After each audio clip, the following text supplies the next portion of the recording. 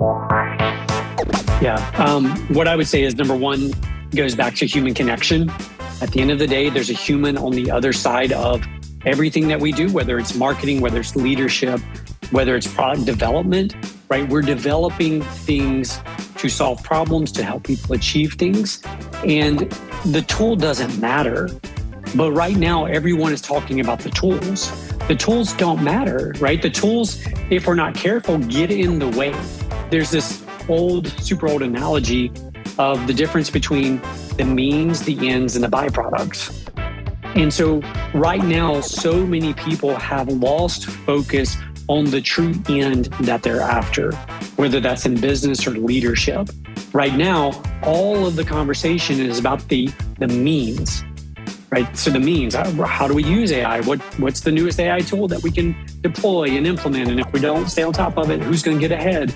And what's happening, because we're so focused on the means right now, the byproducts that we are getting are not byproducts that will help us get to the end that we truly desire. This is the Play Your Position podcast, where we huddle up, call the plays, and inspire you to run your ball into the end zone. Are you ready to score more game-winning touchdowns in your life, business, and career? Then listen up, because it's game time, baby. Now, here's your host, MaryLou Kaiser. Hello, Team PYP. Welcome to another episode of the Play Your Position podcast. I'm your host, MaryLou Kaiser, author of It's Not You, It's the Algorithm, How to Slow Your Scroll and Start Paying Attention to Your Life Again. This book is a must-read for anyone who is fed up with too many digital distractions. It's great for parents concerned about phone use in their children. It's great for industry leaders asking questions about what's happening in the world right now, especially when it comes to AI taking over everything with no roadmap. Makes a great holiday gift. The link to get your copy is in the show notes below. All right, about today's amazing MVP. It's not every day you get to sit down with someone who's seen and shaped so much in the world of marketing and leadership. I'm genuinely excited to welcome Wayne Mullins back for another conversation here on the Play Your Position podcast. This is actually Wayne's third appearance here at PYP. And over the years, Wayne's insights have stood out not just because of his expertise, but because of his authenticity and willingness to challenge the status quo, especially as the world around us keeps changing at lightning speed. Whether he's sharing hard-won lessons from running his agency, talking about the importance of real human connection in a digital age, or opening up about the times things didn't go as planned, Wayne always brings a refreshing blend of honesty, wisdom, and warmth to the conversation. I know there's a lot we can learn from him today, and I can't wait to dive in. You can find Wayne on LinkedIn. A link to connect with him is in the show notes below. You can also grab a copy of his amazing book, Full Circle Marketing, and that link is in the show notes as well. All right, team. Are you ready for kickoff? I know I am. Let's go. Well, I am so excited to talk to you. I've just been listening back to our previous two conversations, and it was 4 years ago that you came on the second time with your book, and here we are at the end of 2025, and I just am thinking about how much has happened in that time, from a world perspective, from a marketing perspective, I imagine. I'm really excited to hear your take on where things are right now. Is there something specific you want to make sure we talk about today? Because the format will be different. I'm not going to have you tell your leadership story again. I'm going to direct people back to our previous two conversations to get some of the nuts and bolts. I'm certainly wanting you to bring us up to speed And I do want you to focus on your leadership role now in a world that is rapidly shifting because of AI, which I imagine is really impacting your business in some way, right? Or your clients anyway, or people coming to you. And that's a conversation I think my listeners are eager to hear. But is there anything new and exciting that you definitely want to make sure we hit today? I think what you just covered are some of the most common questions and concerns that we're hearing. It's how do we remain relevant in a world that seems to be moving so quickly? AI, internet tools. We deal with a lot of local business folks, everyday ordinary businesses. So we're hearing it a lot. And what do we do? Like, what do we do with AI? What do we do with our team using AI? Is that okay? Is it not okay? Like all of these million different questions. And then how do we stand out in marketing when everyone now can write 27 posts in 30 minutes?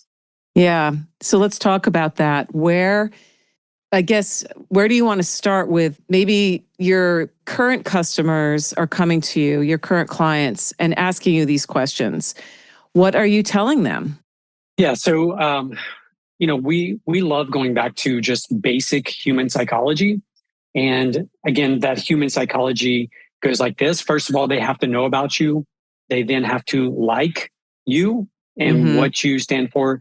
And then the third component of that is trust. And so we center a lot of our conversations around trust. And so let's not pretend we're not using AI if we're using AI. Yes. Right? I mean, because what it does is it erodes trust. Like if you're going to use AI for stuff, most people don't care, right? Like most of the marketplace doesn't care if you're using AI for things, assuming you're not charging people to have a human do it and then you're using AI. You know what I mean? So just transparency and the quick erosion of trust with AI. And so I think there's a lot of conversations in the marketing space about that, as well as in the leadership space.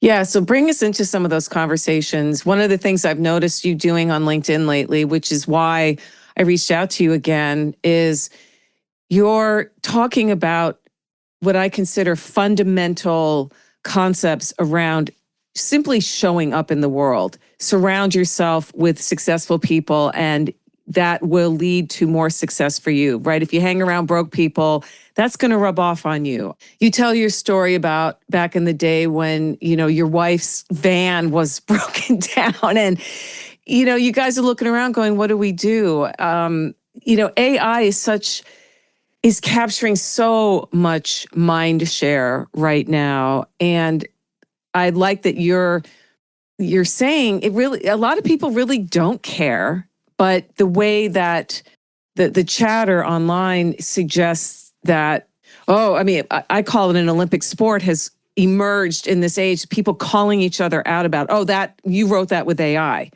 Okay. If it sounds like ChatGPT kicked it out and you copied and pasted it, that might be a problem because it all sounds the same, right? I'm sure you guys have experimented in there and it all sounds the same. And in a world where we need to differentiate ourselves, and that's one of your sweet spots, is helping your clients really stand out because they are different. They have a unique selling proposition. They may be the local business that's a small giant versus some company that wants to scale to the moon and back. So my question is, as a leader in this space, as somebody who really understands marketing, Wayne, outside of those fundamentals, what do people need to put front and center right now? Yeah. What I would say is number one goes back to human connection. At the end of the day, there's a human on the other side of everything that we do, whether it's marketing, whether it's leadership, whether it's product development, right? We're developing things to solve problems, to help people achieve things. And the tool doesn't matter. But right now, everyone is talking about the tools. The tools don't matter, right? The tools, if we're not careful, get in the way.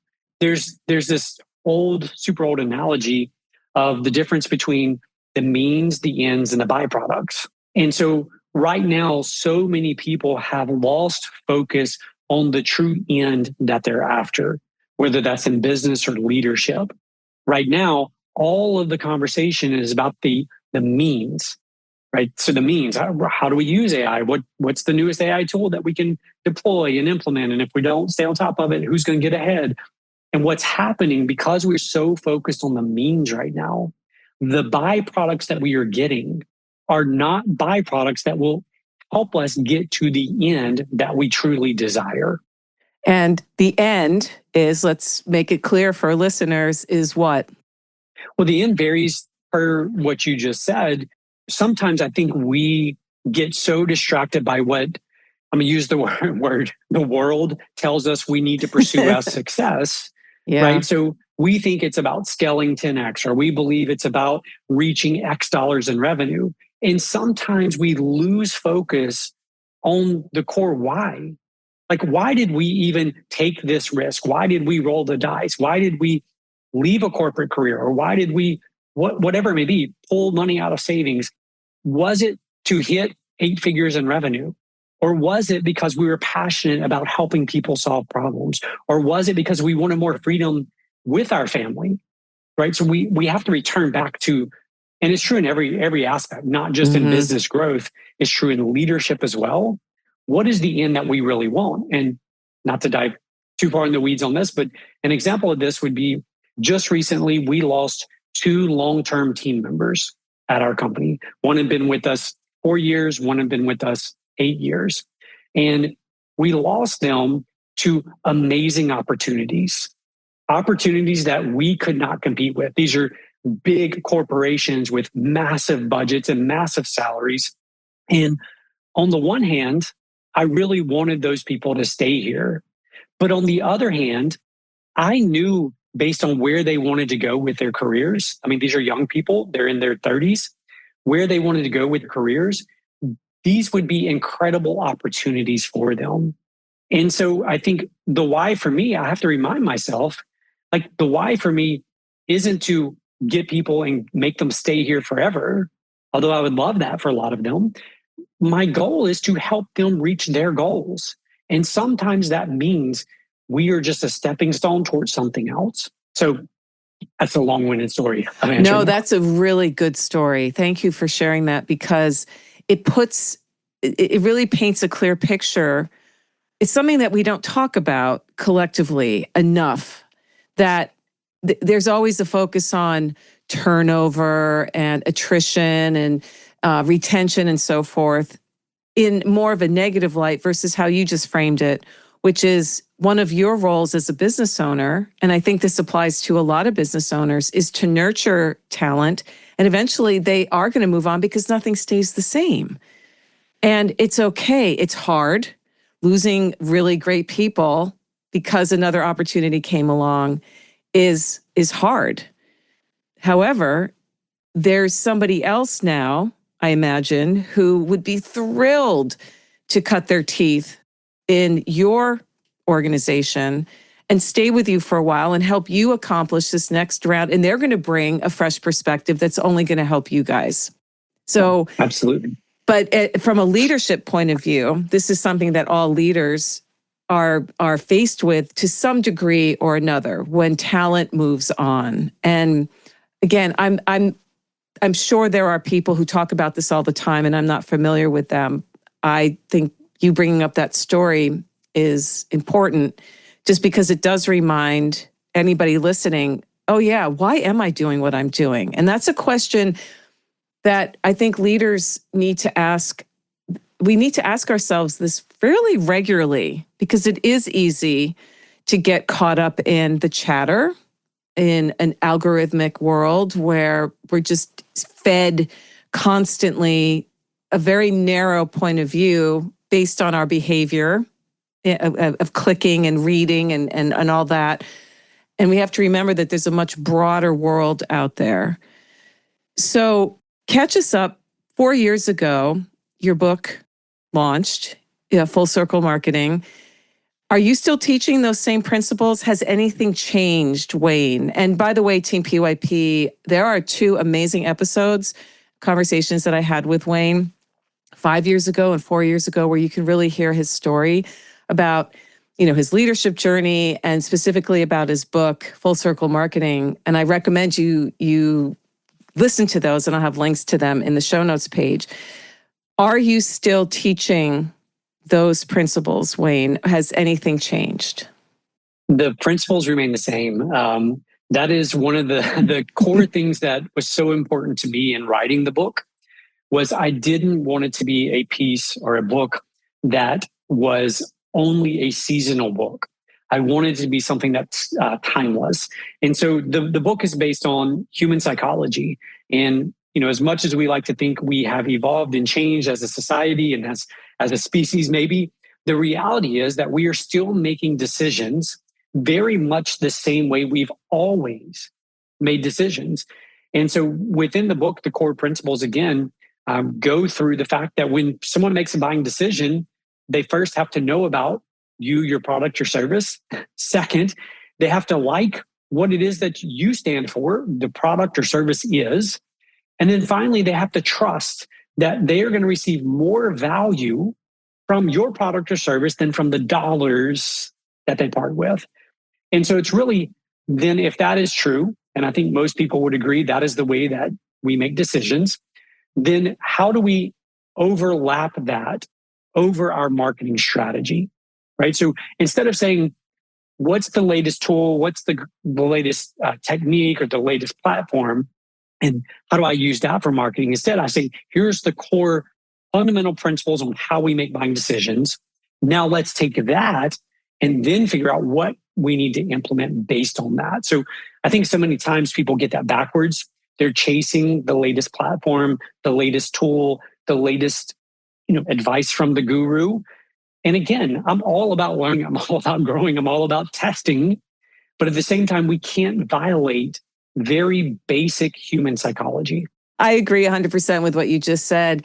And I'm curious if you have noticed any behavioral changes subtly in a post-pandemic world, in an increasingly, again, AI-driven world where in some cases it is hard to tell what a human created, where there could be that relationship versus what a machine created, because the tools are getting sophisticated. And yes, a lot of people really don't care because they care about their problem and they want a solution. And are you the person that's going to deliver it? So there's that. I am, though, curious from your vantage point, have you noticed any subtle or overt behavioral changes because of how immersed in the tech we are, because of our smartphones, because we go digital first now, right? You meet somebody, what do? You go check them out online. Yeah. And if they don't have a presence, that raises maybe a flag or a question. And if they do have a presence, what presence do they have? Yeah. I love the question, because what the question explores are what are the ways that we, and again, by default, I'm a marketer. So what are the ways as we as marketers, and that doesn't, when I use the word marketer, that doesn't mean necessarily that you're marketing a product or service, although that is certainly true. I believe that everyone is in a marketing role because we have to market our job. We have to market, if as a leader, I have to market and convince my team of why this is a worthwhile goal for us to pursue, or why they need to set this as an objective for that particular client, right? So we're all in marketing, I believe. But what I would say, the subtle difference and the subtle flip that I see happening is this: the word skepticism. But more specifically, it's this. So back pre-pandemic world, we trusted, as consumers, we trusted authorities much more than we trust authorities today. So there's kind of this underlying tone that is running through the culture and through the world of kind of the skepticism towards authority. And I don't mean governmental authority, although that's an element of it. I mean anyone who comes out and says, trust me, look at my product, look at my service, we're the best. By default now, people are more skeptical than ever about that. And where I think you see the trend going is, in the past, authority was the thing. If you could position yourself, your product, your service as the authority, you would win. Now I think it's authenticity. And That's a subtle shift. And in a world of AI, that shift is more and more important. So in a world where anyone has the ability to produce hundreds of posts or thousands of posts for social media in a short time span, the marketplace is beginning to see through that, right? They are skeptical of the post. And what they're looking for, what everyone is craving, is someone who is genuinely authentic. And I think where you can see this and where this is the leaning is, I heard this really great story from Stephen Bartlett. He's the podcaster Diary of Diary of a CEO. Yep.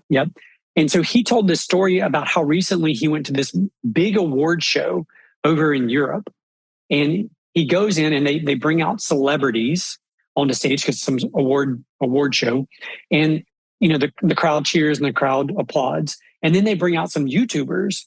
And there's a noticeable difference. So in other words, celebrities got, this kind of base level of cheering and applause.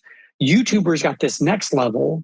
He said, but the highest level, the loudest cheering and applauding and screaming were for the live streamers. Wow. And so what's interesting about that, when you think about live streamers, what they are brilliant at, the ones who are successful, what they are brilliant at is portraying authenticity. In other words, if you sit and watch them, you feel like they're your friend. You feel like you are a part of their day or a part of whatever it is that they're doing. And so, although that example seems kind of far-fetched and like award shows and streamers and YouTubers and all this stuff, what the underlying tone there is this: it's authenticity, it's connection. And for so long, where we've gotten it wrong with social media is we have not actually done social media. Most of us have done digital media. Yes. And the difference is the word social versus digital. Social implies a conversation, a dialogue, whereas digital is a one-way communication.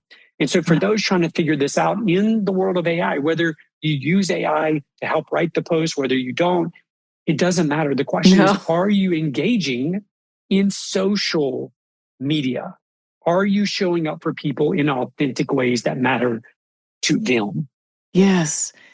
I have seen this in my own journey. I am guilty, as just about anybody else, of that one-way communication, even though I felt like that wasn't what I was doing. But my awareness of that really became clear at the beginning of this year when I tell this story now, when I hit what I call algorithmic rock bottom. I felt very alienated, or algorithmic alienation. Like I'd been in this world for 15 years and I did all the things that everybody said to do. And I was looking around, I said, I can't do this anymore because it feels so inauthentic. That's the word. And I didn't have the word 9 months ago, 10 months ago. I just sensed it. And I was looking ahead at the new year thinking, I just can't do this anymore. This is not working for me. And one thing led to another. I've had these epiphanies around what you're saying is it's about the people. I'm craving in real life experiences. I want to meet. I've met so many people virtually, you included, over the years through my podcast, right? Through building a network online, which is what we've been taught to do. And yet, until you meet somebody in a room, and I know this is something that you talk about, is you've got to get yourself in the room. And the room can be virtual. I'm not against that. I'm in virtual masterminds. I imagine you are as well.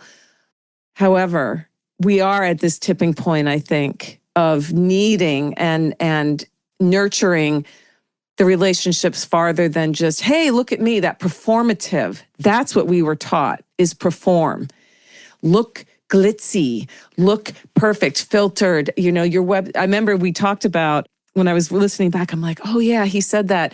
You said your gorgeous website is probably not working the way you think it is.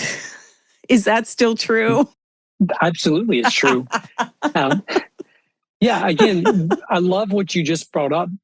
And I think everyone feels that. I think in a world where content is easy, in a world where, and it's getting easier every day, even producing videos, what people crave, or they crave the authentic connection. They crave the dialogue. And, one of the things I love about shows like yours is, if you think about it, this is a dialogue. People get to eavesdrop into a conversation, right? And I think podcasting, for the most part across the board, some of the most popular shows are always dialogue driven. They're not monologue driven, they're dialogue driven. And so as people are navigating these uncertain times, I think a really powerful question to ask yourself is, how do we engage in more meaningful dialogue with the people who matter to us? And as simple as that question is to say, it's incredibly difficult to formalize or verbalize or put a plan behind. And so just one super quick note, what I would say is that you will, if you ask yourself that question and you look around and you're like, there's nothing, create the thing you wish existed. And so what I mean by that is, this afternoon for lunch, we're having a sales mastery group meeting here in our office. So 3 months back, I looked around and said, you know what? I would love to surround myself with some really skilled salespeople. My background is sales. I love selling. And it's a discipline that I haven't been studying as much as I want to or need to, and keeping my skills honed there. And I looked around and there was no groups. There was nothing here where I live that was for salespeople. And I said, you know what? I'm going to invite some people who I know are in sales. We're going to get together for lunch. We're going to do this once a month. And we're going to pick a topic and we're going to do a deep dive. We're going to do some role playing to develop those skills. And so this is today at lunch is our third meeting that we're going to be doing that. And so I would challenge each person to look around, see the thing that you would love to have, and then create it. It doesn't have to be expensive. It doesn't have to be complex, but create the room, create the environment where you would love to be a part of. I love that example. All right, it is halftime here at the Play Your Position podcast, and today's episode is brought to you by It's Not You, It's the Algorithm. If you've been feeling like life's on autopilot, checking boxes, chasing alerts, wondering where the day went, this book is your mirror and your map. It's not about quitting tech, it's about reclaiming yourself from it. Short chapters, sharp insights, and a lot of truth designed for busy brains who want to think again. Grab your copy through the link in the show notes and start paying attention to your life again. Yes, it takes some planning and some time and some work, and yet you just don't know where it could lead. And bringing people together today, because we have become so digitally dependent, especially still in the wake of the pandemic. I mean, yes, it's 2025. Yes, it officially ended a year and a half ago, and it feels like a really distant thing, but it affected all of us. Everybody has a COVID story. Everybody, from their business, from their personal life, and the irony I find is that people are craving in person more than ever, and yet there's a reluctance to do it because there's a social awkwardness, or wow, it's been a while. I don't know how to engage. And what would you say to people like that who have become so comfortable in the virtual environment and perhaps have let those social skills lag, or maybe they haven't really developed them yet because of their age? I don't know. I'm just curious what you see when you're talking with real people. Yeah. What I would say is this, that my answer is not prescriptive. So this is not across the board. This is the right thing for everyone. But what I would say is true for everyone is this: sit down and figure out, who is the person that I want to become? Who is that person? And then work backwards and say, okay, based on the person I want to become, not the person I am today, what are the attributes? What are the things that future version of Wayne is doing? Yep. And so if right now, and the truth is I'm very much high introvert, like I love being by myself. I love the moments of silence. People drain me. Being around people, like after a long day with people, I am depleted. But I look at the future version of Wayne and I say, what does the future version of Wayne look like? What does he sound like? Who does he talk to? How does he talk? What groups is he a part of? Who does he associate with? And then I go backwards from that. So instead of taking my past version of Wayne and dragging that into the future, I would rather take the future version of Wayne and drag it into the present moment. And so my challenge for those people who are in that situation would be, go look at the future version of you. Start with a blank page, a blank canvas, ignoring the past. And again, I'm not saying like there's therapy, there's all this other stuff that the past is important. I'm not saying we disregard it. But when it comes to these types of moments, let's look at that future version and say, what do I need to do in the present to lean into that future version of myself? Yes. And may I just add that if we're talking about the tools that are now available to us, wow, can an AI tool like ChatGPT help you with that? If the idea of a blank canvas is terrifying, and it is for some people. I taught writing for many years, and my students were looking at a blank piece of paper, and you have to start somewhere. It is amazing when you learn how to use and really engage with a chatbot. Like I use ChatGPT daily. I openly talk about that. I use it as a strategic thinking partner, not to just bang out thousands of posts or whatever. I use it to engage. And so you could start with a prompt as simple as, this is who I am today. This is what's going on in my life right now. I'm looking ahead a year from now. Can you interview me up to 3 questions or up to 4 questions at a time about what I might be, who I might become, where I might go. And then that can help glean some insights that you might not. And you can also assign a role to it, like act like, I'll just throw somebody out, Henry David Thoreau, okay, 1850s guy, went out to live in the Walden Woods or whatever. You can implement, because of the power of AI, and get some insight that you wouldn't get necessarily, and then go from there. It is that future self is, you're going to hit them anyway. Why not help it along? Right? Why not bring it to you now? Use your imagination. Start shaping it now. Yeah. I think so often we default to our past. And, I recently shared a story on, I think it was on Instagram, maybe, I don't remember which platform it was on, but it was a Sunday morning, and I was walking over to a convention center to share with a Christmas tree association. They have associations for everything, but it's a Christmas tree association. And I'm walking over to go share and talk to them about marketing. How do you market your Christmas tree farms? How do you market your Christmas trees?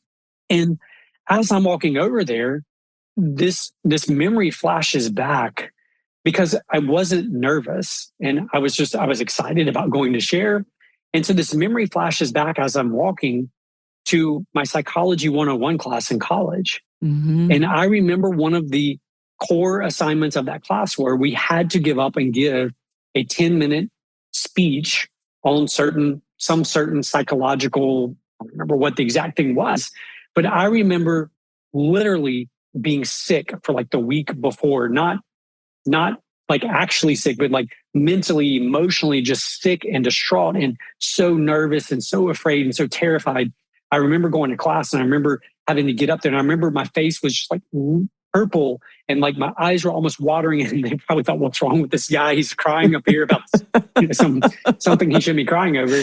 But I was petrified of speaking in public. And then I remember the next time that I did that, after that, I was petrified. I was terrified. But I knew the future version of Wayne one day was going to probably write a book, right? That was something that I had on my horizon. And if you're an author, again, it's not required, but if you're an author, you often get invited to come speak about your book. So I knew I would need to go speak. And so I started leaning into that discomfort to become the version of Wayne that was under the surface. And I'm reminded, for whatever reason, of the book called Acres of Diamonds. Really old book, but it tells the entire story about how, and I may mess up the story, but basically there was this guy, and this was back when mining for diamonds was, a thing, and everyone was trying to dig and find diamonds. And he spent all this time and money buying this plot of land. He spent weeks or years digging in this mine trying to find diamonds. And then he ends up finally giving up. He was completely burnt out, frustrated, gives up, sells his plot of land to someone else. And literally within like a few feet, the next person who bought it, the next prospector, found diamonds. And it was one of the biggest diamond mines to be found at that time. And it's based on a true story. Yes. And yeah, I think for us, that happens all the time. So for me, the diamond of being able to get up and speak in front of people and all the blessings that come, not just to me for doing that, but for the audiences that I get to impact, for the lives I get to impact, for the businesses. If I had given up on that because I was terrified, because I was frustrated, because all of those things, I would never have experienced all the beautiful benefits that come from that. So for anyone out there who's in that place where they're questioning, right? They don't feel like the type of person who could show up in a room full of successful people. They don't feel like the type of person who could get up and give a talk or lead a team or whatever that may be. Lean into that discomfort. Do it. Take the step. Make the mistakes in front of people, but then learn and adapt and grow from that. Yeah. Fellow introvert here. I get it. I failed public speaking in college because I was so terrified of, and that purple face. I bet there's lots of people listening that can relate. I was always beet red or tomato faced. I stumbled through my presentation, and the irony is, look at you now, you're so well spoken. I've been speaking all the time. I went into teaching where you're in front of students every day, all day long, presenting in one way or another. And so it's doing the thing. That's what you're getting at here. Just do the thing that scares you or may be uncomfortable, because the next time you do it, it won't be so bad. And I'm so glad you brought up Acres of Diamond. That is a book I think everybody should have in their library. It is such a great story about not giving up too soon, right? Yeah. Quitting. And it is based on a true story. And I think it wasn't it in Pennsylvania, the farm, back in the day when in the United States, there was diamond mining on a bigger way. There's also in the personal development space, this idea of people being 3 feet from gold and quitting. They're 3 feet from gold, and if they just hung in long enough, and that's an interesting tension.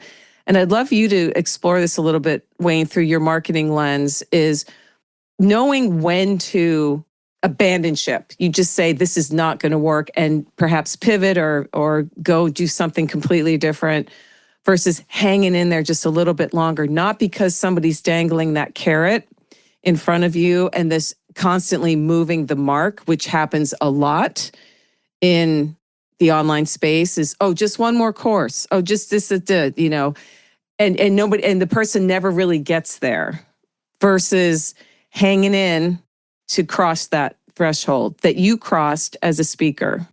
Yeah. What I would say is there's a great book by Seth Godin called The Dip. Mm-hmm. And he speaks a lot to the fact that, when somebody begins a new venture, whether that's entrepreneurial, whether that's leadership, whether that's, it doesn't matter, just any new venture, that our expectations are often unrealistic. In other words, we think the line to success is going to be straight up, right? Each day is going to build momentum and everything's going to be fabulous. But he talks about how we begin, and our momentum does begin on an upward trajectory, right? The hope and the excitement begins up. But then we all hit this place he calls the dip, where things start to go the other way. Mm-hmm. And we begin to question because things are no longer easy. The hope begins to fade. And I would encourage people to pick up a copy of that book, because he does talk about some ways to know when to quit, when to actually give up, versus knowing that you're just going through the dip. The other thing that I would say is this, that I think I see this very often, where people allow their dreams to prevent them from getting rich. And here's what I mean by that. Whenever I first started Ugly Mug Marketing, so 16 years ago, my background was direct response marketing. I loved it. I believed in it. I was passionate about it. I thought it was the absolute best thing for the majority of businesses out there. And yet very few of them knew how to actually do direct response marketing. So when I started the company, That's what I was pitching. I was going around pitching business owners on shifting from brand building stuff to direct response. And they didn't want to hear it. They wanted to do brand building stuff. They wanted to keep doing the television, the radio, the print, in the traditional way that they had been doing it.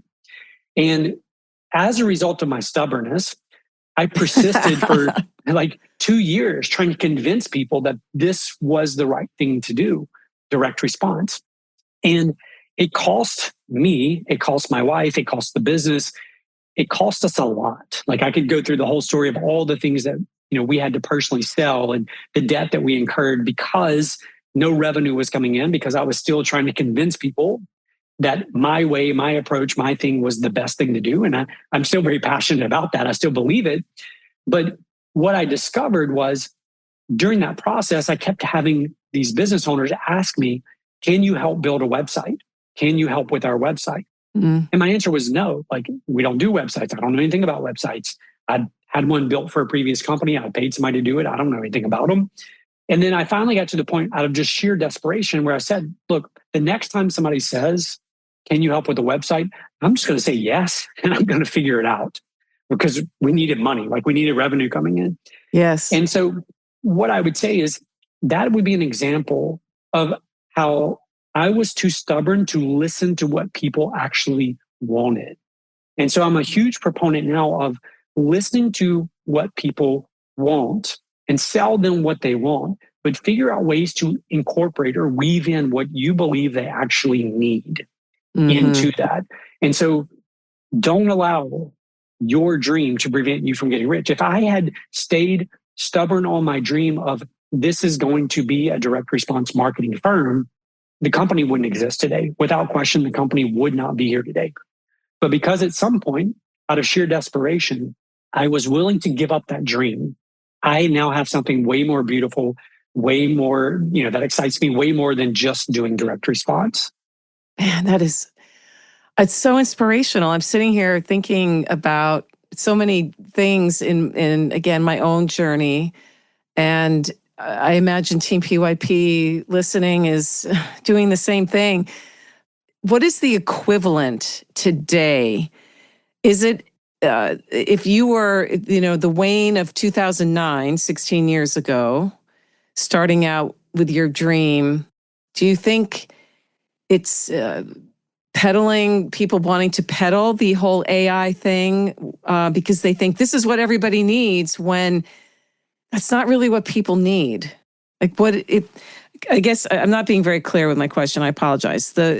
If you take the Wayne of 2009 and put that Wayne in 2025, the next 2 years through 2027, what do you think people are pitching? And everybody's like, well, can you do this instead? I mean, are you able to imagine that? I'm just curious. Yeah, what I would say is, I think, when you think about, I'm going to step like maybe a level up here and start with this.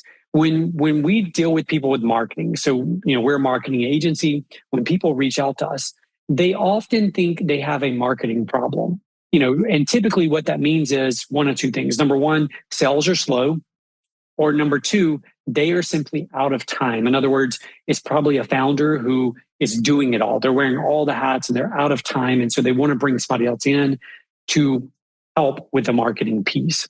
And one of the things that I've discovered over time is that when we remove ourselves from having to sell a certain thing, whether that's a product, whether it's a service, whether it's a tool, and we stay solely focused on them and understanding their core problems, what we discover is we become a trusted ally and a trusted partner, whether or not we directly solve that problem for them or not. And so to more specifically answer the question, I think that anything that you're interested in, so if you're passionate about AI and you think that all entrepreneurs should be using AI or all businesses should be using AI, and that's the thing you want to go pitch, wonderful. Use that as the entry into the door, right? Use that to get in the door, but don't become so enamored by that one solution that you don't hear what they're telling you. Because that's what I did. I spent 2 years doing that. I was so enamored by direct response that I couldn't hear them telling me, I want to hand you all this money to fix my website. Like literally, I want to hand you money to fix my website. I want to hand you money to take over my radio and my television and my billboards. I don't want to get into all the direct response stuff. And so sometimes that doesn't mean I'm not a proponent of just becoming everything to everyone, right? It's the old Henry Ford adage. If I'd asked people, what they wanted, they'd have told me a faster horse. So I'm not about just becoming everything to everyone. But what I am encouraging people to do is to listen to what people are telling you. And then if it's something that you can deliver that makes sense based on the direction that you want to go, figure it out, do those things. If not, build some of those referral relationships where you can then say, look, I can't help you with finance. I can't help you with QuickBooks. I can't help you with, but I've got some great partners that I can introduce you to who are experts in that way. And so think relational, don't think transactional, think holistic, don't think individual solutions.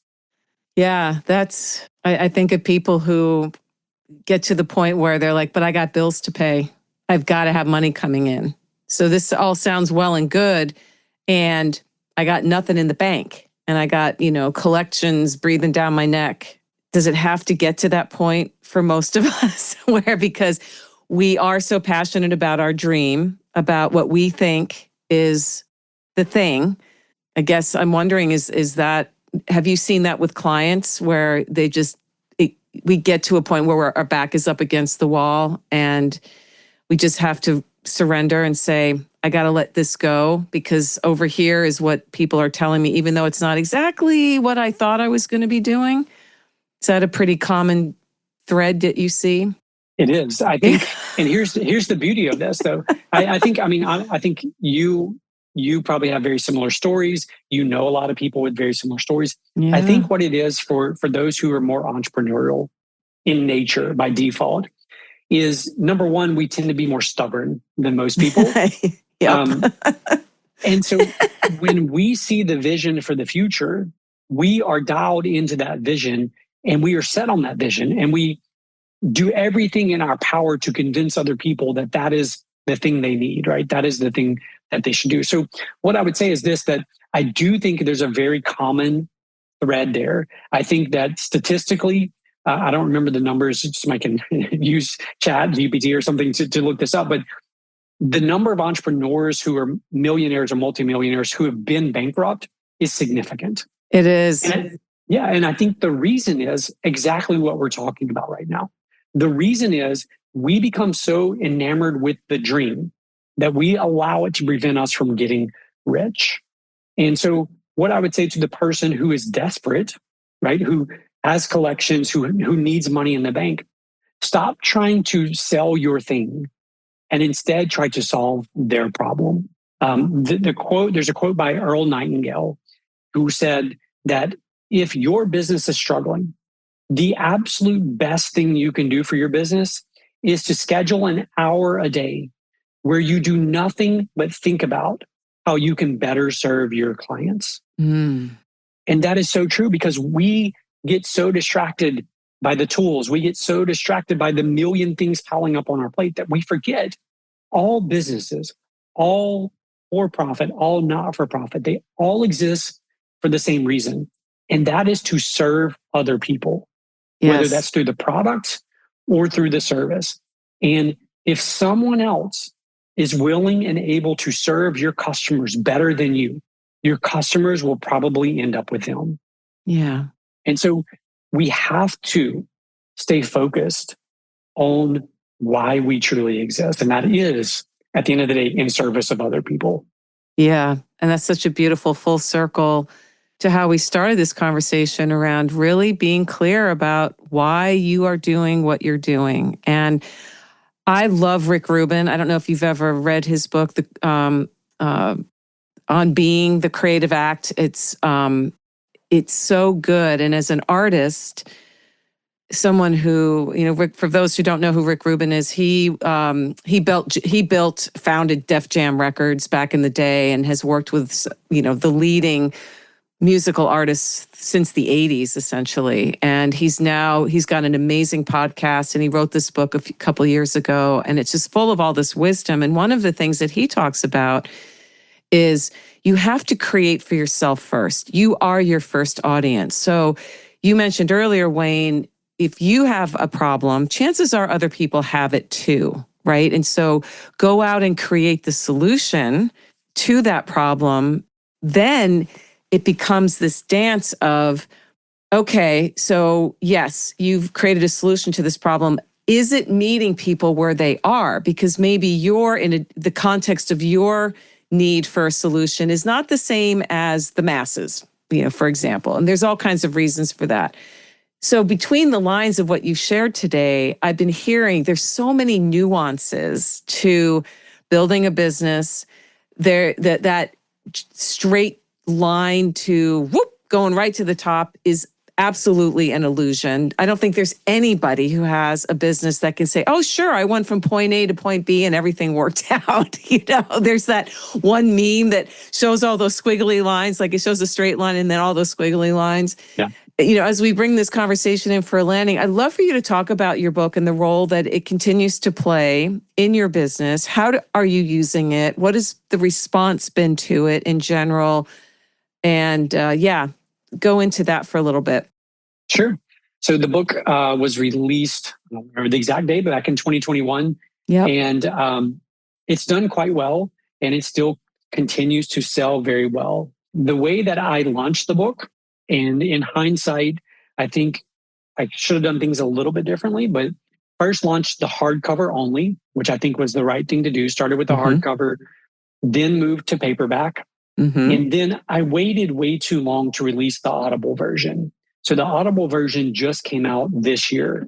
And there was no reason other than, I was busy with other stuff, and I honestly didn't even think about it. I was like, it never crossed my mind. So released the Audible version this year, and it's done quite well as well. So it kind of like, in some aspects or some ways, breathed new life back into it, because it found a different audience that primarily consumes via audio versus print.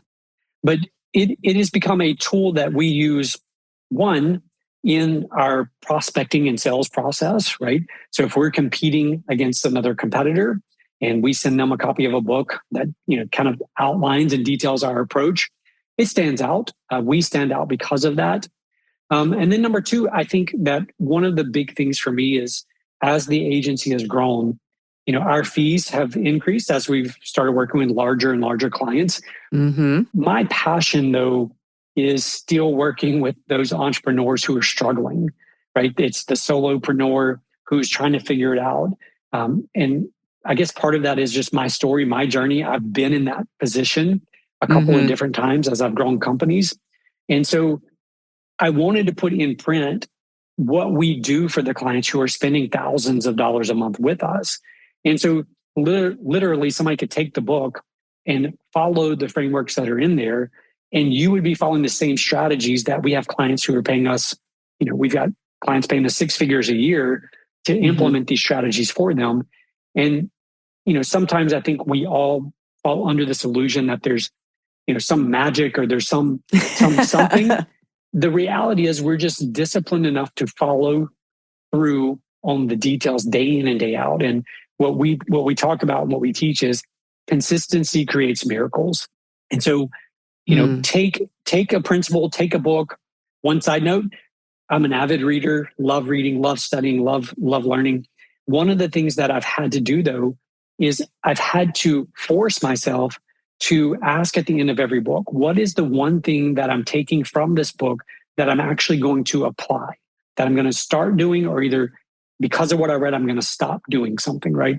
And so I would encourage you to make application of what you've read or what you've consumed, because I heard a quote, I don't know who to attribute it to, but it's basically, the quote is that you haven't actually learned something until you've changed a behavior.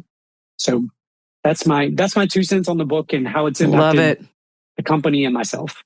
I love it. And it's so encouraging, because a book can serve an amazing role within a business, especially in the context of what you really, and I studied your book and I used some of your tools. I really like the 5-question framework about your website, and I'll let listeners go back and listen to that episode. It won't take the time here.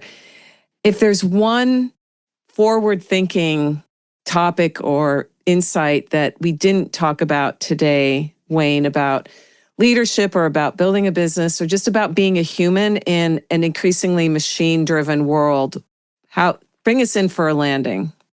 Absolutely. So 60-second story. So Ugly Mug, I mentioned earlier in our conversation today that, we're in our 16th year of business.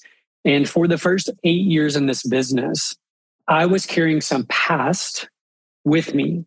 I believe that my team was lazy. I believe that they didn't show up when they were supposed to show up. I believe that they couldn't do anything nearly as well as I could do it, that if I wasn't there, that things were going to fall apart. I hated my team. I mean, that's the point blank way of saying I hated my team. There was an event that took place about 8 years in. I won't go into that story, but an event took place and it forced me to go look in the mirror and say, you're either going to continue down this path or you are going to have to change. And the lesson that I learned in that moment was this, that the most important and the most difficult person that any of us will ever have to lead is the person who looks back at us in the mirror every single day. And until we learn to lead that person well, we can never hope to lead others well. And so for me, that was an important moment. And I think for anyone listening, it's this, that it's easy to look around and see all the problems. It's easy to look around and see all the million things that we need to work on, the million things that we need to improve. But I would challenge you to step in front of the mirror and look at yourself and ask yourself, where am I not showing up for myself in the ways that I need to show up for myself? And begin whittling away at those things. When you start working on yourself more than you're focused on working on others, everything changes. Amen. Beautiful. I love that. And thank you so much for your time today, Wayne, for coming back for a third time and sharing your insights and wisdom. Your growth trajectory is so valuable, not just to me, but I think to people who want to listen to authentic conversations like I like to think that that's what I share here, is just getting into some of the big ideas. And you really showed up beautifully today with my mind. I mean, if anybody's watching this, my wheels are just turning. I'm just thinking about a lot of things that you shared. And I'm grateful that there are people like you in the world, that we are connected. I get to see your posts on LinkedIn. And for people listening, please connect with Wayne on LinkedIn. Check out his website, uglymugmarketing.com. It is such a cool website just from an aesthetic point of view. And it does do the heavy lifting that a good website does. And also I'll put a link to your book as well, because it really serves a purpose in, again, a world that seems overwhelming and confusing. And where do I go? Right? What do I do now? Oh, I've got to do this. And you bring it back down and say, this is where you start. And I absolutely love that. So thank you so much. Thank you for the opportunity. The Play Your Position podcast is produced by the fantastic Daniel Ramiros, aka Dr. Podcasts. Interested in your own algorithm reset? Visit MaryLouKaiser.com for the book, the toolkit, and ways to work with me. Until next time, remember, it's always a great day to get out there to play your position and live like you mean it. Here at the Play Your Position podcast, we believe that the road to self-mastery and a life well lived starts with answering the call to leadership. That's when the fun really begins. Send this episode to any friends who might need to hear the inspiration and ideas you heard today. And feel free to rate and review us on your favorite podcast platform.